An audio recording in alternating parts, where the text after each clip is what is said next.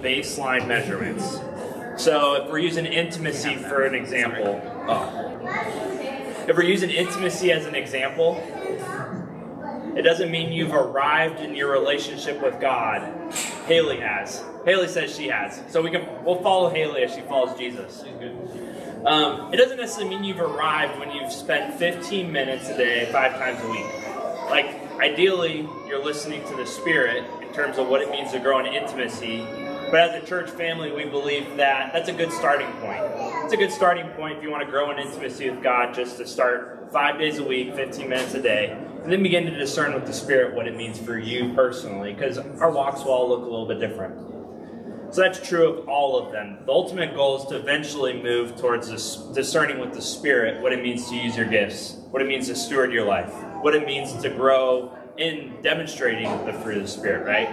But these are baseline practices, good starting points. So at this time, for transition to our teaching, we can dismiss the children, the kiddos, the young adults. Young adults. They'll be dismissed with Joe, Kevin, and Mallory. Wow. Let's go.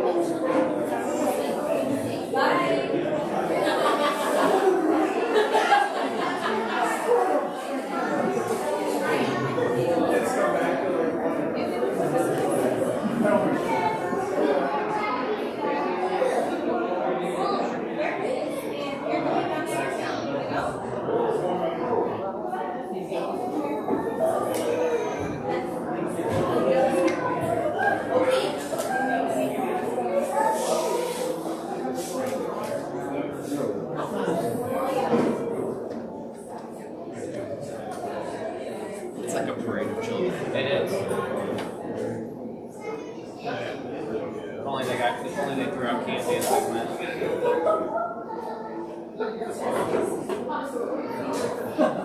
You have to underneath.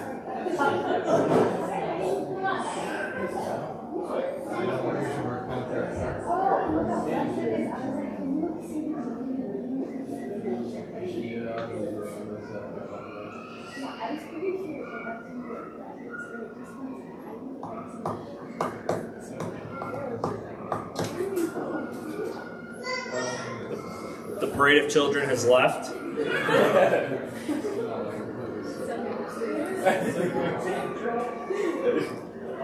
We can still hear them, you're right. We love it. They're with us in spirit. That's what it means to be with us in spirit. So, church family, as you're thinking about that assessment, if any question felt uncomfortable, if you felt uncomfortable during the process, we would love to have a conversation with you about that, to process that. I hope you know that it is possible to engage the assessment from a place of like works-based righteousness. And that is not what we're promoting at all. Hopefully our discipleship is worked out in obedience, but we're not saved by our works, right? So we're just hoping to prompt a conversation around what it means to obediently follow Jesus. So that's our heart behind it. But please, let's have conversation if you'd like that. So, Vision Sunday. We're going to be going through some slides, but I want to start with the story of Scripture. I was joking with Caroline and Mallory. I was going to ask them to share the mission of God. But as you look at the story of Scripture and what God's doing, throughout Old and New Testament, God is looking to reconcile the world to himself, right? And you guys have heard me share these passages. I'm just going to run through them real quick. And the Psalms talk about how the heavens and the skies declare the Lord's glory, right? And nothing in this whole world, no square inch of this world is deprived of the warmth of the sun, right? The sun comes out, there's no square inch. So God, we see his intention with nature from the beginning is that all of nature would be declaring his glory. And that was his intention with us, his people, from the beginning, and was ruined with the fall, right? And then we see this restoration process, starting with the family of Abraham. Gary and I have been talking a lot about this, right, Gary? How he called out this new family that was meant to be a blessing to the nations. And do you remember what the promise is about Abraham's family? What will it be compared to? Stars, and there's something else. Sand.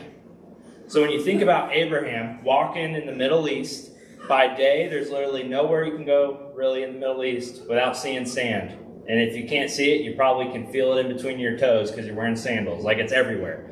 But at night when the sun sets and you can't see the sand anymore, now the stars are out. There's literally nowhere Abraham could go, time-wise or geographically in the Middle East, to forget that promise. It was always before him. And that was God's intentions with a people that numbered as great as the sand and the stars. Is that there'd be nowhere on this earth that you could get away from God's people giving you a representation of who he is. So God said, Abraham, I'm going to bless you, and your family will bless the nation. So God's intention is that his people would be a blessing to this world. And so what that looks like application for us today is he's called this church family DelCo, right? He's called us together. We gather on Sunday, and he has called us to be a blessing to the city, to our neighborhoods, to our workplace, right? We are part of that family.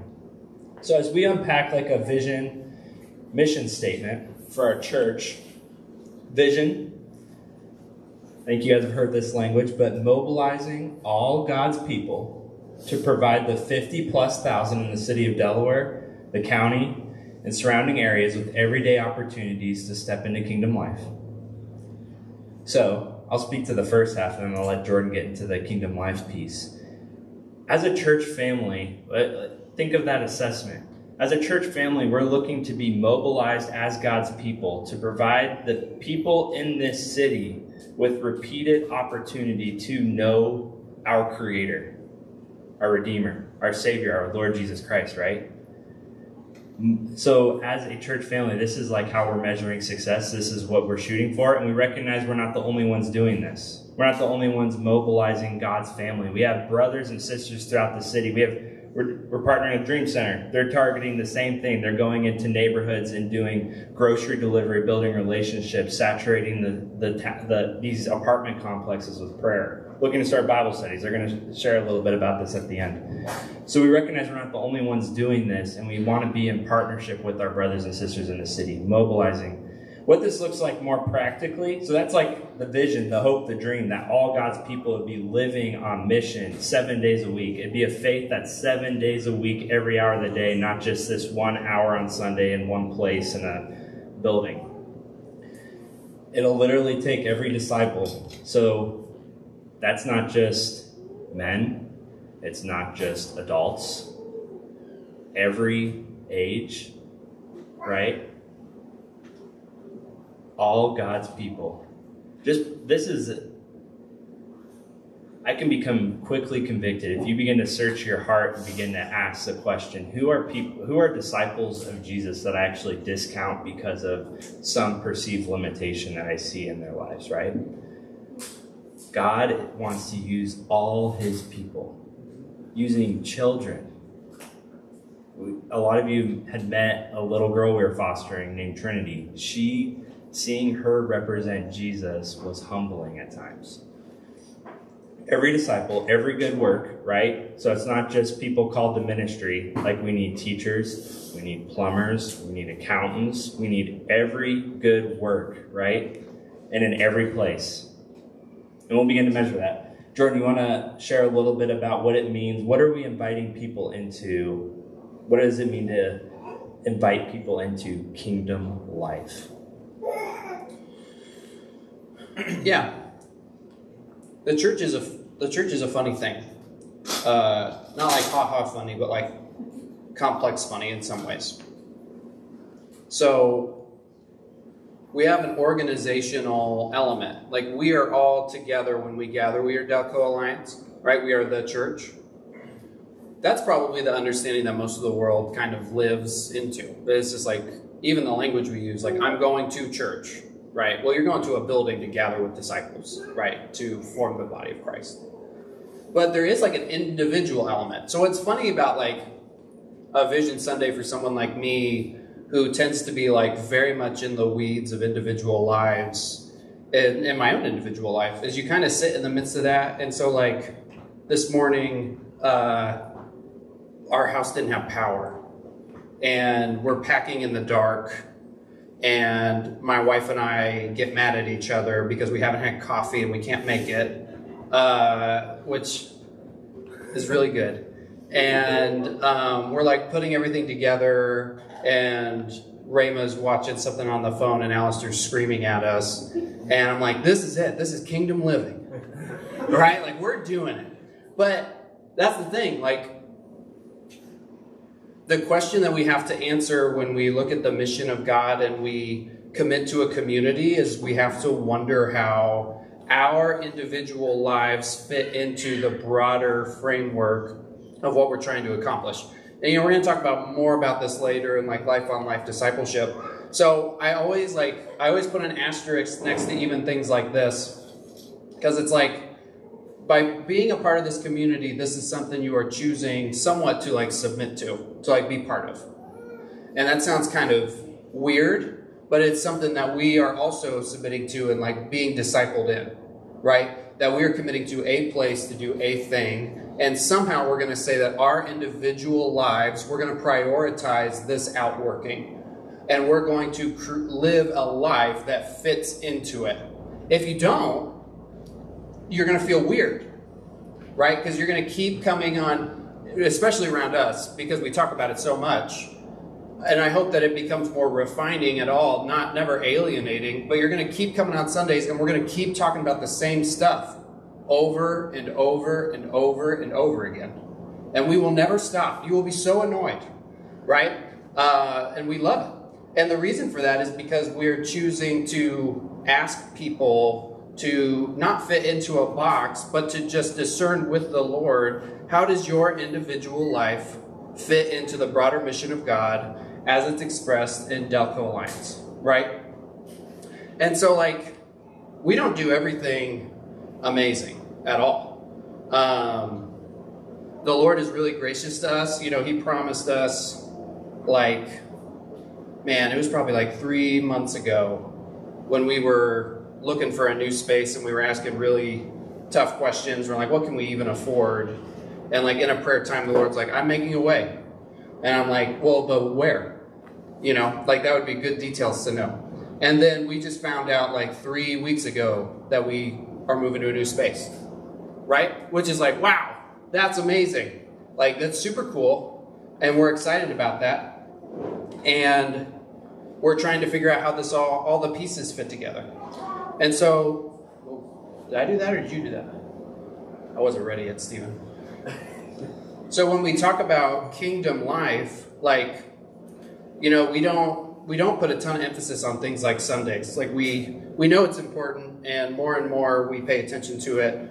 But we know that that's not our ideal. Actually, can I have that? Sorry. We just don't pay a ton of attention to it. But what we do care about is the qualitative realities of our lives and how they fit together in a community, and ask questions about how our discipleship grows together. And that's a commitment that we make to you and that you, I hope, are making to us to some degree.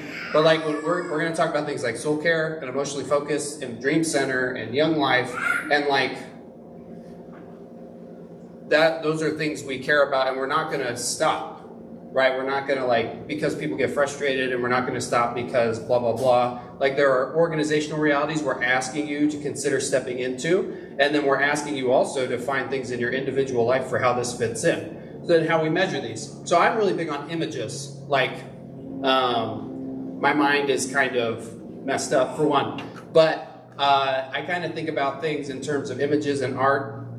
And so, like, even for these qualitative values, I was really ministered to by the process of us, like, when we're communicating these things, of course you want to say, like, 15 minutes, 5 times a week, and you're having a good time. But it's also,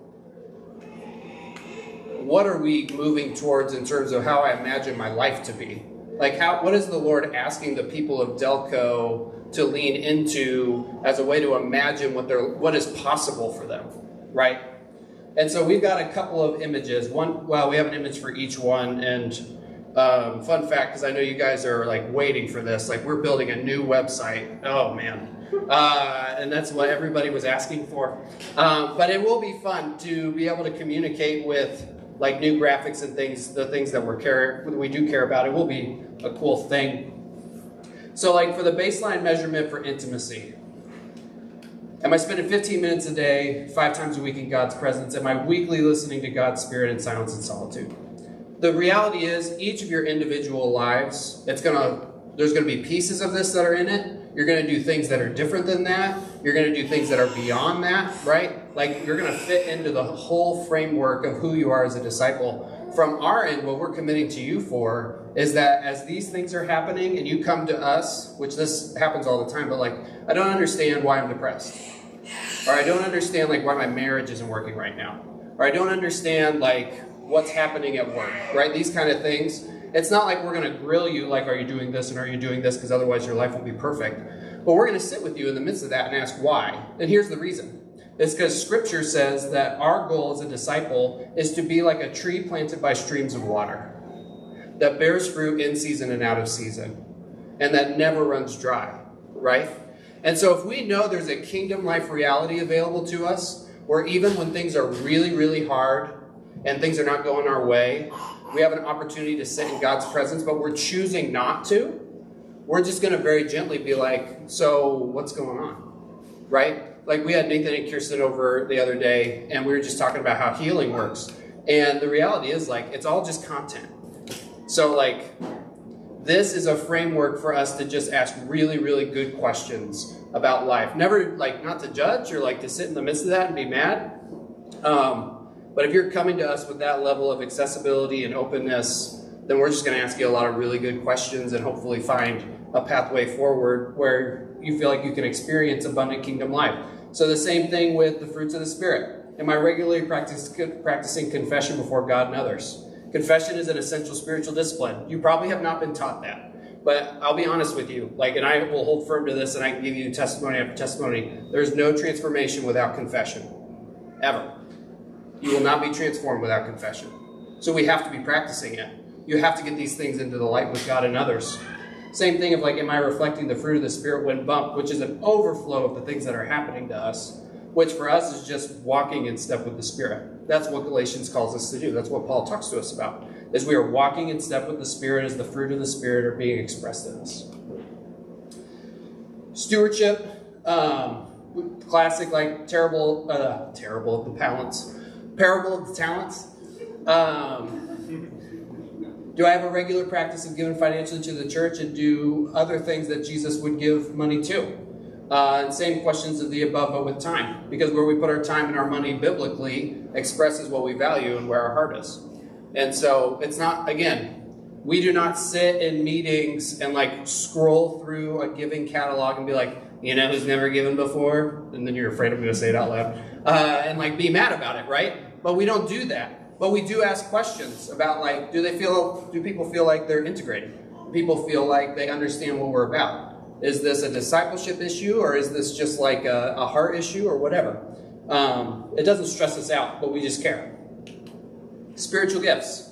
We're going to spend more on that this next year, especially because we have in some individual settings, which is our preference, but we're probably doing some bigger group gift discernment and assessment in the coming year, because that's usually the number one thing that people aren't sure on.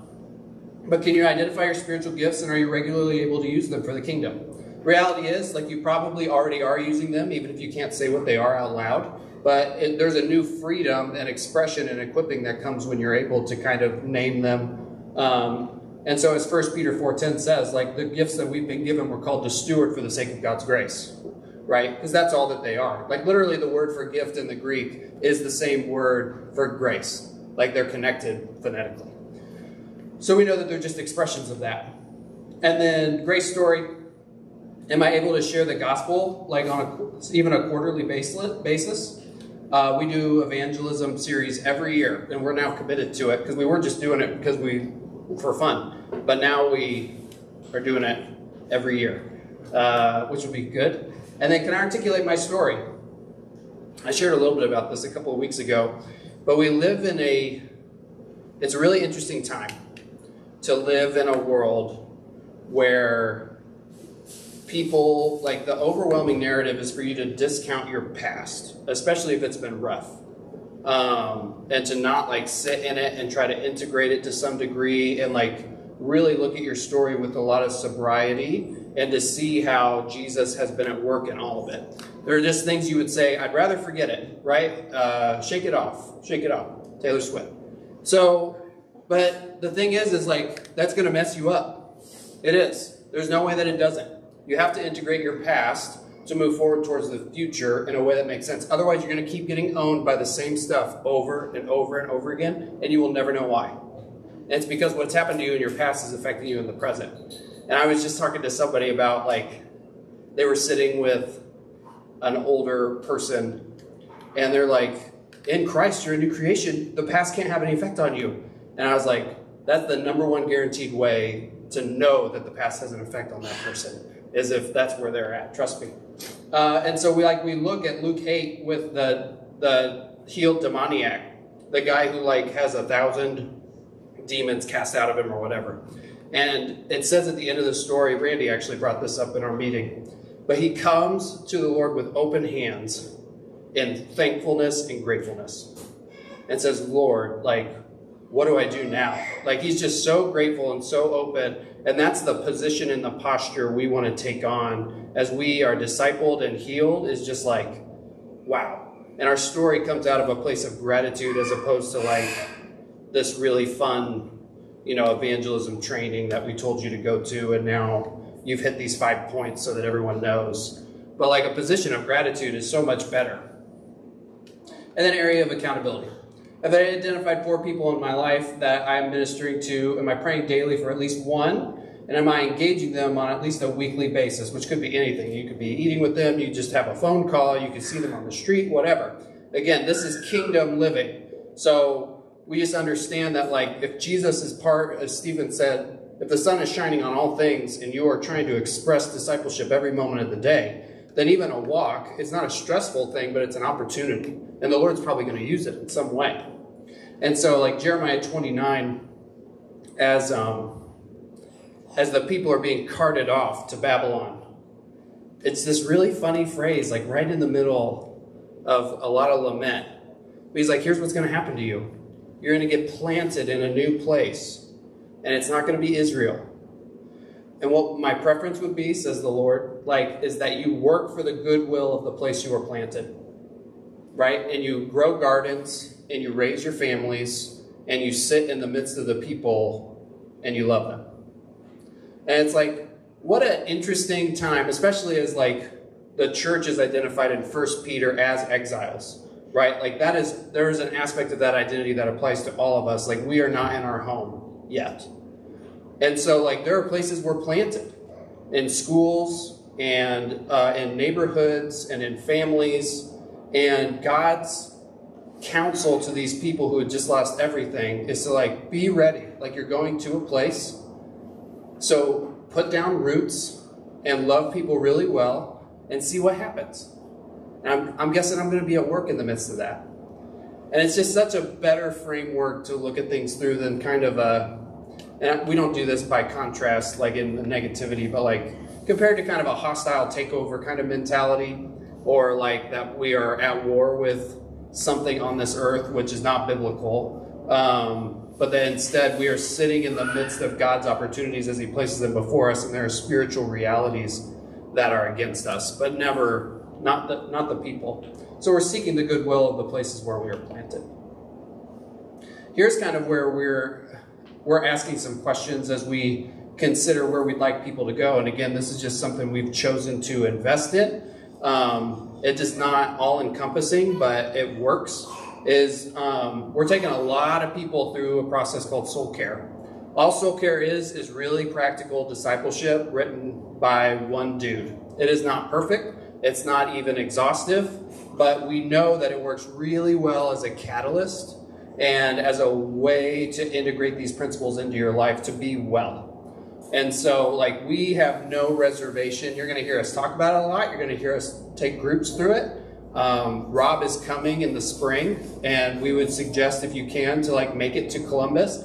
Most of our greenhouse residents went to the Soul Care Conference last year, and so if you have questions, they're your experts. That'll be good. So we are asking, what does it mean to measure some of those things? And how do we help people, again, measure for the sake of growth and for accountability and for shepherding, and not like, what the heck's wrong with you? You know, like, and shake you a whole bunch. Okay, here you go. Thank you.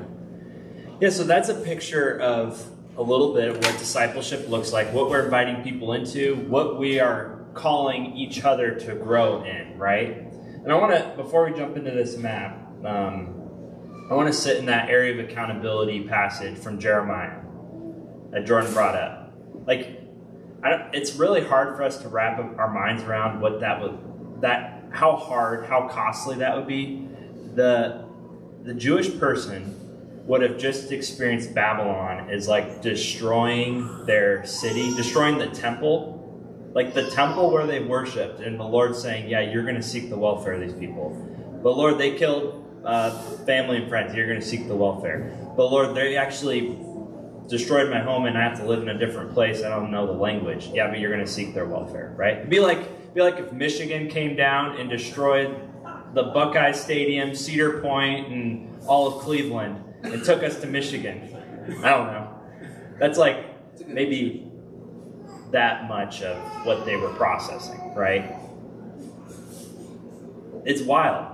And that's like what it means, like Jesus is asking his church to seek the welfare of a people that do not know him. That's what we're invited into. So when we think of this vision, that our church, when we think of our church's area of accountability, our church family, we share this accountability with like other ministries in the city, but we drew a circle around the city limits. 50,000+ live in the city limits.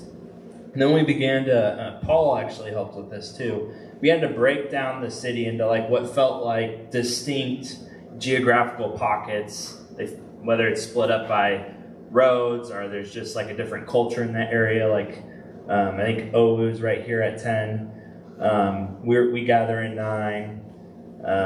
Downtown's included in 4. Began to ask questions.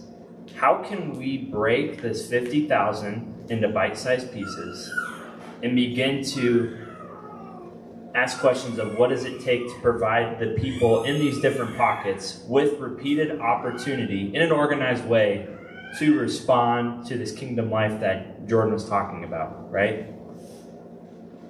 I'm seeing like some smirks. Okay. I was sitting across the room and I'm like, is there something Steven, like that's not even Delaware. Yeah, they're like, that's not even Delaware. That's what I was thinking. I'm like, am I missing something? So we broke down the city into 13 sections. We're partnering with ministries who are having targeted efforts in these places. So like, for instance, I'm going to use Dream Center as an illustration. Dream Center is reaching London Town Apartments. I don't know where, we could ask Paul and Mallory where they go to. But one expression of their Monday, Tuesday outreach rhythm is they do grocery delivery in London Town Apartments, which again is like right on 9/11 right here. They deliver groceries.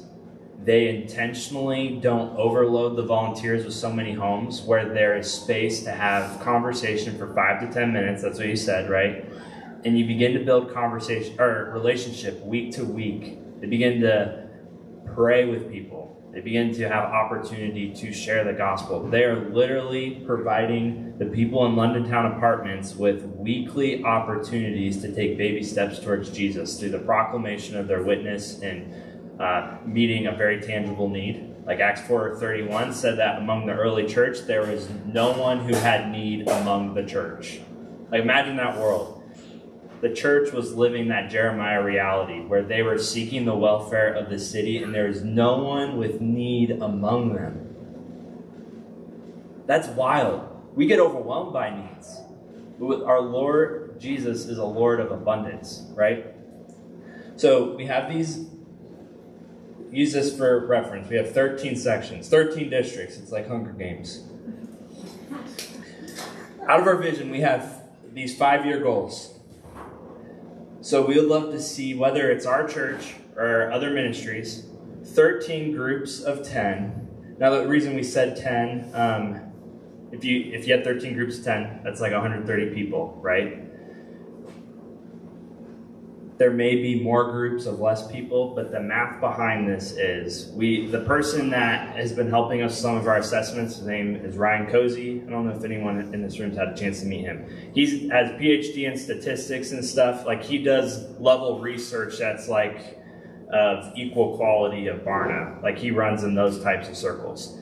He said that a disciple who's growing in the things that we just talked about, like grace story, growing in stewardship, like a disciple who's actively growing in the relationship with the Lord, all those things, demonstrating the fruit of the Spirit, a group of 10 touches base with 2,000 people over the course of the year and just providing an opportunity to respond to Jesus. That doesn't necessarily mean that's 2,000 like verbal gospel proclamations, but it's like you rub shoulders with Gary and you're like, whoa, Gary stewards his money a little bit differently than other people. Like that, those types of conversations are, wow, that person is demonstrating a fruit of gentleness that I actually see absent in most of my work environments. Like it's those types of questions. So a group of 10, so like one individual would be like 200. Like over the course of the year, the average person has like 200 touches. So 2,000. If you have 13 groups of 2,000, that would be 26,000. So the hope is that in 5 years, on a yearly basis, us and the ministries we're in partnership are providing opportunity to half the population in the city. Does that make sense? So that's like the math behind it. There's nothing holy about it. It's something we're shooting for. We feel like the Lord's calling us to. So 5-year goals, seeing 13 groups of 10 or some number that adds up to 130. So if you have more groups, maybe there's less people. Throughout the city, so valuing each place. That also take the development of 13 leaders over that. And again, we're in partnership with people who do that, like Dream Center. And I'll talk to the 441 in a second. 70% affirmation of the benchmarks. So you guys just took that assessment. It would be that 70% of our church is like living into obedience in 5 years, hitting those benchmarks in some way. Does that make sense? Like 70%. 441 presence, proclamation, conversion score. This is something that Ryan Cozy talked to us about too when he's assessing churches. And do you remember how many he's assessed? A lot. It's a lot. Like it's all over the U.S. Like hundreds of churches, which would be thousands of people. The average presence, proclamation, conversion score is actually 220. So what we mean by that presence, the question would be, how many people that do not know Jesus are you actively building a relationship with? The average Christian in America would just say 2. Proclamation, how many times in a year do you just share like some form of the gospel or your testimony with someone who doesn't know Jesus? The average Christian would say 2. How many conversions do you see in a year? And again, conversion's not in our control, right? We're called to be faithful to just representing him. Conversions, that's the Lord's wheelhouse. But the average Christian sees 0 conversions a year. Isn't that wild? Like the average Christian on a yearly basis walks a whole year without getting to witness that.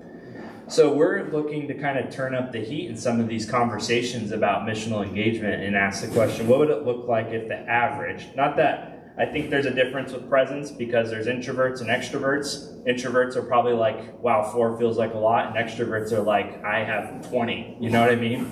We're just looking for an average. It doesn't mean 4 is like the level of faithfulness. What would it look like if we were prayerfully asking the Spirit to lead our community into a place where that was more the average, that 441? So that's like the 5-year trajectory. So when we begin to break that down to 1-year goals, what if us are in partnership with other ministries? We had 2 to 3 groups of 10-ish. So math-wise, that'd be like 20 to 30 people in our city. 2 to 3 group leaders. A 430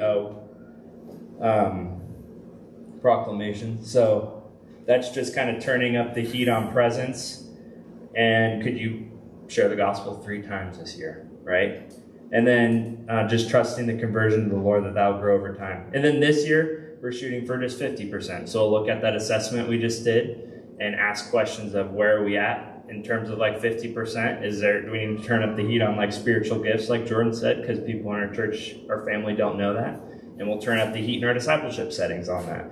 So these are some of the things we're shooting for. And even like above attendance, which attendance is needed, like you need attendance to mobilize something, right? Or even above budget, which budget is good, that gives you resources to work with, right? It's not bad. But even above those things, we'll be celebrating and looking at these things. Because honestly, even an increase in giving in the church, that is not just celebratory because you have more resources. What that demonstrates is that the church family is, one, it's an expression of growing in stewardship, right?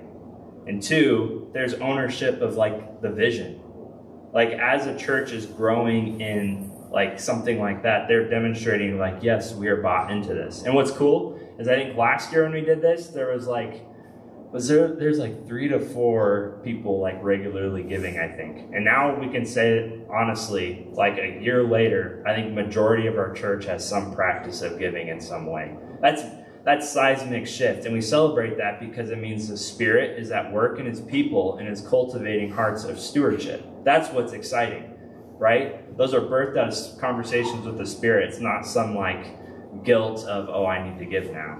It's coming out of a posture of generosity. Let me look at it. So those are some of the 1-year, 5-year goals we have clarity on. We have 3-year goals too that kind of hit the middle on that. These are things we're seeking clarity on to put some language on with like, what does it look like to have a 5-year goal with this, or like a 1-year goal, or what does trajectory look like? We recognize that if we have some like influence over 13 groups, that our current like church leadership infrastructure would not support that. So even as Jordan will be talking about this in a little bit, even as we ask what does it mean to become an accredited church would basically mean that our denomination recognizes us as a church as opposed to like a church plant. We need to have like an eldership team of some sort. We're asking questions, what does trajectory for these teams of leaders look like to be able to support disciples and leadership in our church so that they don't feel like they're operating on silos, so people are not isolated from support, care, encouragement, resources. And then we're also asking the question, if, as Jordan was saying, that the goal like of intimacy is not necessarily 5 times a week, 15 minutes a day. The ultimate goal is that you are a tree planted by water that bears fruit in and out of season. Like we have these images for each of them that probably get out the picture more than just those baseline questions. If the goal is to be Spirit-led rather than just hitting the baseline, are there ways that you can begin to measure like a Spirit-led life? I don't know. We don't necessarily have an answer to that question. If you get pumped about assessing and you think like, you'd ask this question, discipleship setting to see if people are Spirit-led, we'd invite you into that conversation because that's the question we're asking. Because that's the goal. That's the goal, is that each and every one of God's people would be led by the Spirit and growing in these areas even above the baselines. But the baselines are a helpful starting point.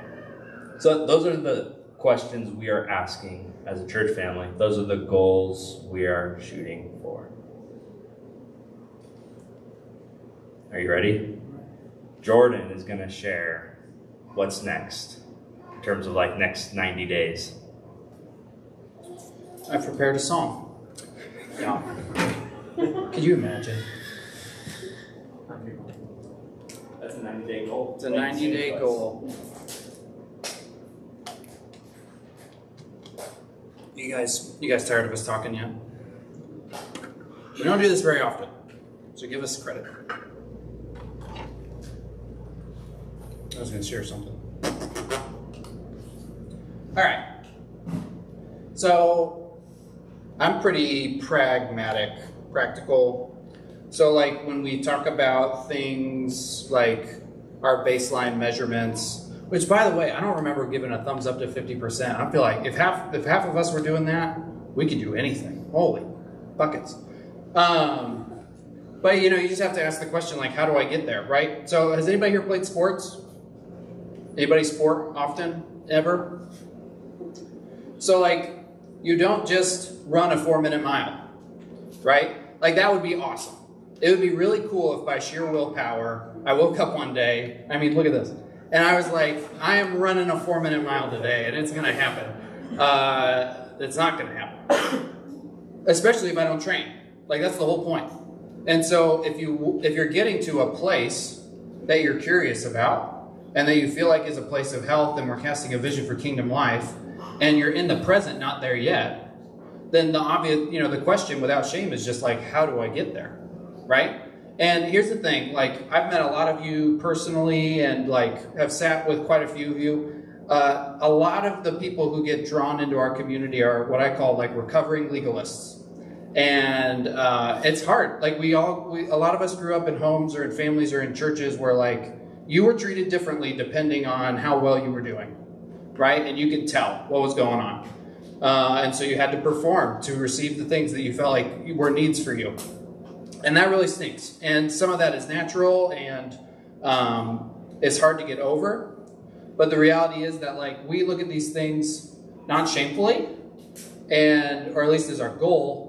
And we just ask the question like, so how do we take one step forward over the next 90 days?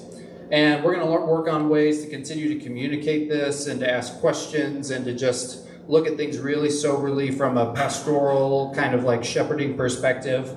But just literally like, what does it look like in the next 90 days to just add 1 day of intimacy? If you're at 0, then you add 1 to that and you get 1. If you're at 3 and you add 1 to that, you get... he teaches history, so yeah. So like it's pretty simple math. And again, these are just suggestions. Like if this does not work for you, then find something that does. But what we do care about is like gaining ground. Like that's what we are always promoting people towards. That's what we're asking questions. And then when it feels like we can't gain ground, what do I always ask people? How come? Right? So if you feel stuck or if you feel like you can't move anywhere, then we're just going to dig into that and ask questions and just look at things the best that we can. And because it's often there's like an obstacle in the midst of that by Christ's power we can absolutely overcome. And if you don't know it's there, then it's good to know. So you're going to add 1 day. Gifts, like at some point we're going to make available to everybody like a pretty basic spiritual gifts test. And that's a good starting point to just figuring out what your spiritual gifts are. Like I said, you're going to read these. Spiritual gifts tests are notoriously awful. And ours probably won't be any better. But if it's like the gift of teaching, do you like to teach? And you answer yes. And at the end of the assessment, it says, you have the gift of teaching. And you're like, I never would have guessed. Wow. Right? So ours is probably going to feel like that to some degree. But we love the community affirmation of that and the gratitude that's in the midst of that. Right? Fruit, like just going on a walk. Wouldn't you love to just put that in your schedule? Like my church told me I have to go on a walk once a week, right? To just like sit and with nothing, not listening to anything, not looking at anything, I'm just going to go on a walk. I'm going to see if the Lord has anything to say to me. Stewardship. We're debriefing or building a budget. That would be challenging for some of us. But we're just going to talk about budget because if we don't know where we're at in terms of like budget or where our money is going, then like if you don't own your money will own you. Always. That's how it goes. Story. Share your story with someone you haven't yet before. We're not even being like, and then I met Jesus. Do you want to meet Jesus? And then like really get in their face. But I mean literally just like somebody who hasn't heard your story before, just sitting down with them for coffee and hearing theirs and sharing yours. Right? Just practice. That's all we're asking. And then area of accountability, literally just committing for one person each day. So somebody who does not know Jesus in your sphere of influence takes you like maybe a minute to just be like, Lord, pray that you bless. Like we've got a bunch of neighbors and I know probably half their names. So what does it look like for me to just pick one of them? And as I walk out the door and I tap the top of the doorpost, be like, Lord, I pray for fill in the blank person. Today, and if I get a chance to interact with them, that would be great, right? And you just make that a regular rhythm and practice of your day and of your life. So we're going to ask questions around these. We're going to incorporate these into teaching. We're going to provide like handouts and things like that. You'll see it in the emails and all sorts of things. So we're just going to continue to integrate these things and ask questions and build towards that 50%, right? You cannot just start there. We're hoping that everybody will just take intentionality. And it'll be great. And we're going to hear really cool stories of people who are like, you know what, I just literally added 1 day and my life feels a little bit different, right? Which sounds crazy, but I've heard things like that. Like I remember I was talking to somebody in our community, and I was just like, have you ever just thought about like in the morning sitting on the porch by yourself and just seeing what happens? And she literally did it one time, and she came to church on Sunday like, oh my gosh, I sat on the porch and it was so quiet, and I didn't bring my phone, and I felt like I heard the Lord's voice for the first time in forever. And I was like, yeah, like, I mean, it's not a magic porch. It's just like you chose to position yourself differently and try something new, and you got to see a really cool result. So I've seen stuff like that all the time. So we'll continue to point these things out and talk about them. It'll be super fun. And then whoever does the best wins a prize. Sound good? We'll figure out what that is. If you're like competitive, then just know there's a prize somewhere. Okay? Does that get anybody going? So what's next for us? Again, we're always asking the question, how do people's individual lives fit into what we're doing communally? Some of this you're like, I could give a rip, and I don't blame you. But this is kind of the questions that we're asking in the midst of all of this. So becoming an accredited church is just a benchmark for moving from a developing church into an established church for the CMA. We don't talk about the Alliance a ton. In the next 2 weeks, you will hear more about the Alliance as we do stuff for missions. But it'll be more fun than that. But we have to make this leap for the sake of, like, again, what Stephen was talking about, a core structure that's meaningful and can support the kind of ministry that we're trying to do, which we've often just kind of like been, and we're going to continue to be organic. But there are some things that you cannot just support organically, including like the number of people we hope to continue to equip and launch into the world. So you just have to have a structure for some of that. And so some point like Jeff or Brian is going to come in and be like, congratulations, you're accredited. And you guys are going to look at him like, we don't really know what that means. And you'll look at us and we'll be like, we don't really know what that means either. But it was important, trust me, and we had to do it. And it'll be good. It'll mean we're a big boy church or big girl church. That's accreditation. One thing that we are working more intentionally towards, and as part of the accreditation process, is membership. I do not like membership. This has been a refining process for me. I have had more arguments about membership than I've ever wanted to have. And what we have finally kind of like landed on is asking questions about how to integrate membership into a meaningful process of formation for people that we would then trust to do things like vote on polity or vote on bylaws, like when we gather annually, or vote on our budget. Like what we would prefer about people who get the power to do some of those things, and then that we trust to care for people and send out into Delaware, would have certain characteristics and would have walked through a couple of things that are meaningful to us. And so we kind of set, I think, an appropriately, I've only been in the church for a little while, but membership is, I've never cared about membership. I think we've set an appropriately high bar that goes beyond, like, you spent a Saturday morning with us and we talked about the CMA and you did it and we give you a sticker or whatever, right? It's going to be good. We're going to ask you to do things that might feel a little bit uncomfortable, but that's going to give us clarity of mind to know that, like, as you walk through soul care and you're still working on things in your life, and nobody's going to be like finished or complete or like wholly sanctified or anything, but we'll know that you share language with us. You'll know that you at least understand what we care about. We'll know that you've committed and submitted to a process of formation that's meaningful. And that we will be pumped to like high five you at the end of that and be like, you did it. We're excited that you're here. And it'll just give us more access to each other's lives. So when we talk about soul care, when we talk about envisioning, which for those of you who haven't been, is just like our boss, Brian Scott, kind of sharing like what is the nature, purpose of leadership in the church, which is our philosophy for ministry. And then when we talk about, like, what does it mean for our church to support one another, right? What does it mean for there to be, something akin to like church discipline, right? Just not something that we're used to doing. But when we ask questions about, like, it's meaningful to know that when things happen, there is accountability for them. And that doesn't, like, get us going, but we have understood that, like, part of exercising the authority of leadership is also being there when things hit the fan. right? And so we need to have a process for some of those things so that someone can't someday say, well, you never told us this was going to happen. And we're like, no, we did. Trust me. You were there. So be looking for that. There will be a membership meeting in the spring, and then we'll just set some dates out in front of us, and we would just ask you to incorporate them into your schedule as like makes sense for your phase and stage of life and the things you want to participate in and the ways you want to be formed. It's obviously not a requirement to be part of our community, but it is a commitment that we're also making to you in the midst of shepherding, that like we're going to walk you through this, right? You're not going to do it on your own. We're going to walk you through a process that's going to untangle some things in your life. And then we're going to high five at the end and have a good time and throw a party. So that's coming up. Be excited. So we've talked about membership. We've talked about small groups and leaders that are being developed. One thing is, as a community, we're learning how to pray together.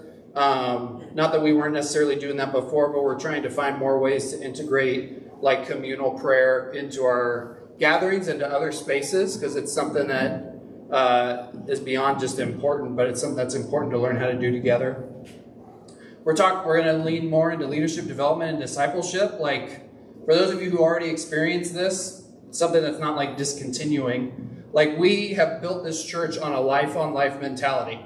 Like, that's how we lead. That's how we disciple. We meet one-on-one with like a lot of people.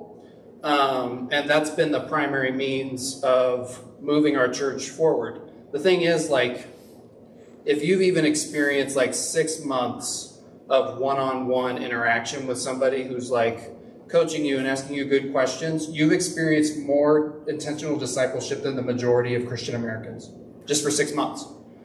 And now we've got people in our community who have done it for over 2 years. So that means that they're better than all those other people.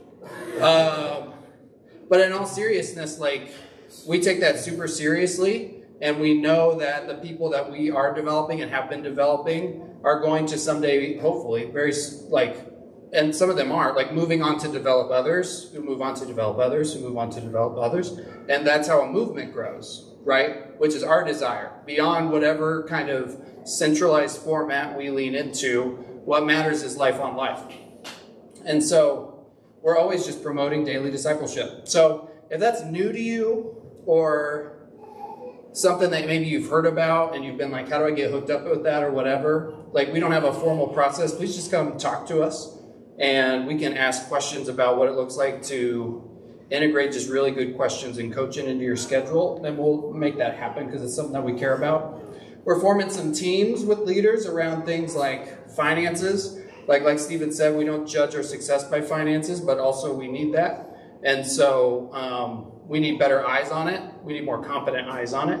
And so we're beginning a lot of those conversations, which is great. We've got ministries that we're talking about, like youth and pastoral care, children's worship. Again, we're like in the seed stage of creating some of the foundations for ministries targeted towards certain people. It's been cool to even see that organically happen as groups of people are meeting together and receiving healing. And like what I see in the midst of all that is a group who's going to be able to step in times of crisis. When we decentralize, like, it's not always just like Stephen or I, like, come help, which is fine. But our goal would be that there would always be a place for the whole body of Christ to enter into settings like that, right? But that takes a ton of time because that's not something that people have been used to over the course of life. And so we're developing people who are going to be able to like step into those spaces with a ton of competency and care and character. And I'm excited about that. And then like some events that are coming up in the next year. We've got a My Circle training in October that we got to still plug and make some communications for. We got Emotionally Focused 3 or 4 times over the next year and a half. So no excuses. And then Soul Care Conference at the end of March. Those would all be things we would highlight and recommend and say, for quite a few people, they've been, I hate the word life-changing. They've been life-shifting. Is that different enough? They've definitely created huge opportunities for your life to be different if you enter into them. And I've just seen it happen over and over and over again. And so I would just highly recommend those. And those are things we're going to continue to plug pretty unashamedly. that it? Oh. Are we doing this? We're making a new website. We're making new table toppers. That's fun. And we have new branding. We just kind of threw that on at the end. Nobody really cares about that. But Caroline did a great job with our new logo. A guy in Kenya made our new website, so he did a great job. And we still got to make table toppers. But I guess you could put here, we are moving to a new space. What's today's date? 22nd? 18th. So our last Sunday here is the 25th?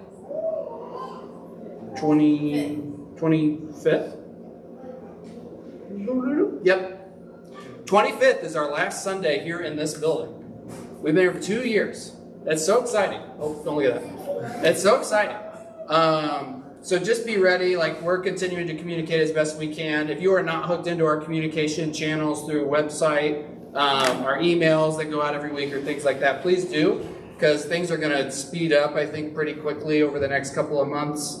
You know, we're getting ready to head into Thanksgiving and Christmas, and I know that that's a family time when things get faster and faster. So just be ready for us to talk about stuff that's meaningful, and that's a good way to keep our community in the midst of your priorities. So, pretty fun stuff. You have a final word you want to share? We're going to do response. So we talked. Yeah, what do you got? Briefly mention, the next 2 weeks we do something that every Alliance church does, where we focus on missions. That'd be like another thing that is next. Next week, specifically, many of you guys have met Rachel. She's going to create a little video for us about what's happening in Russia, where she's a missionary at. And then we're actually going to do a Zoom call with her to do a Q&A. And then the next week, Zach here preached here a few weeks ago. He was the pastor of the plant we came from. He'll be speaking a little bit about the Alliance denomination we're a part of. So that's going to be them for the next 2 weeks, and after that, we'll be jumping back into stuff. Someday we're going to communicate those things ahead of time. It's coming. Just you wait. It's going to be good. Here's what we're going to do for a response. It's going to be super brief. Again, I know we've talked a lot, and the babies are getting cranky, and like a lot of us are hungry, and the Cress has brought a lot of really good food. I need 3 people. You don't have to volunteer yet. I would love a person to pray for DelCo Alliance for the things that are in the future. I would love for someone to pray for the Unity Community Center as we're transitioning out of this space. And I would love for someone to pray for our partners like the Dream Center and, and Young Life. Wow. Just to, again, it's been bathed in prayer, but to continue to incorporate the reality of prayer and asking the Lord and sitting in the midst of what the Lord has to say to us in all of this. And it's not just us praying, and we're communicating prayer needs. So if you feel led, I'd love, would somebody like to pray for our community for the next year and also the next 5 years? Like, we're looking all the way at 2027, which isn't a real date yet. It seems imaginary. But does anybody want to pray for our church all the way towards the future? Kirsten, you want to come up here? Okay. How about somebody to pray for the Unity Community Center? We currently reside.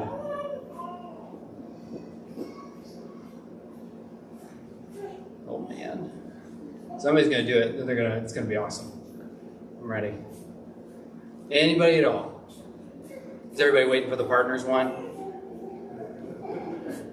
Okay. Caroline wants to pray for the Unity Community Center. And how about for our partners, Dream Center and Young Life? What we got? Man, oh man. I'm patient. Alex, come on up. All right, so we're going to have Kirsten pray, and then Caroline, and then Alex, and then we'll be done.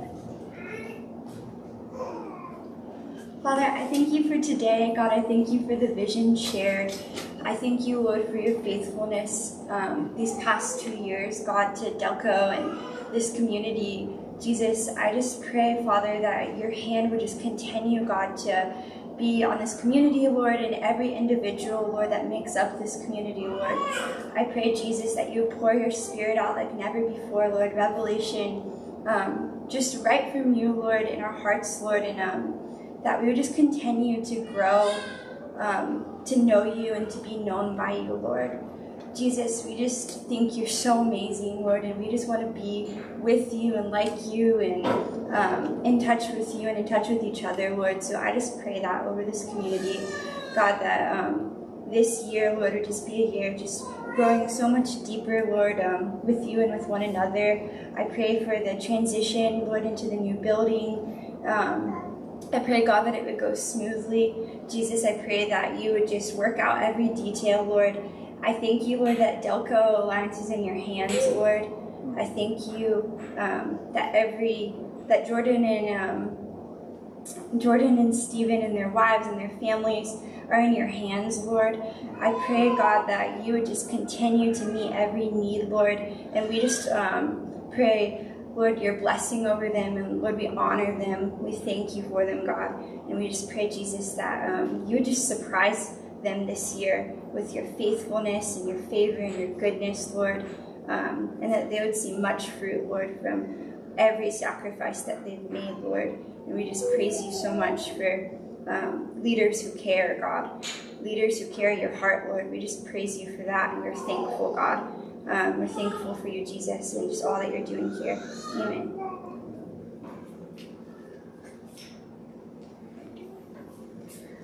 Lord, I just want to echo what Kirsten said and just thank you for your goodness. And I thank you for the Unity Community Center and how it has served us in the past season. And I just thank you for your presence that has been here and that's throughout the week too. I just thank you for this space. I thank you for what it means for a lot of people in the community, and I pray that when people walk through the doors, that they would feel your presence, Lord. Whatever program they might be here for, or event or activity, I just pray that you would cover this place, and that we would be reminded of the good times, the memories that we had while we were meeting here, and that you provided the way for us while we were meeting here, and you're continuing to provide the way for us as we move into a new space, Lord. And so I just thank you for your provision and for your goodness. In Jesus' name.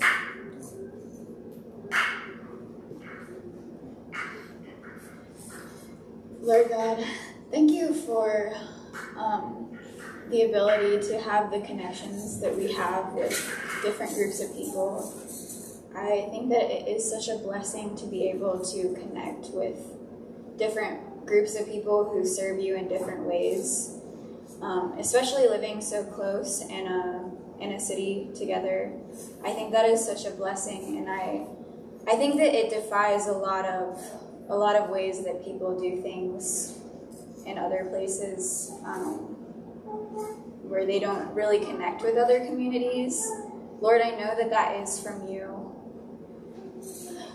Lord God, I pray that the Dream Center, I pray that through our fellowship and our connection with them, and even just like what they hear from you on their own, God, like the Dream Center, I pray that the relationships that they make with people that they bring food to can just thrive. That people would hear about you and see the kindness that we're giving them that is from you, and the love. Lord, I really truly believe that it is a beautiful thing that we have in them, that we're serving these people. And God, I just really hope that you will truly work through these people and touch their hearts to know how to love people well and share Jesus with them. I've experienced it a lot. God, you already do. Also with the Young Life, I used to be part of Young Life in high school, and I've heard that a lot of these people, I know their mission is to share the gospel with people who don't really know it that well. So I just pray that Young Life would know how to touch these people's hearts as well, and help people to know who you are really, and to be more hungry for you and having a relationship with you, because that is such a beautiful thing, and I think it's a beautiful mission that they have to reach people who don't know you maybe as well. But also that we would all just continue to be in a good, like, positive relationship with each other and having connections, and that overall, like, love would be the #1 most important thing, because that is so important, and that is your #1 commandment, Lord. Thank you. Thank you for being the loving God that you are to us. In your name, amen. Thank you.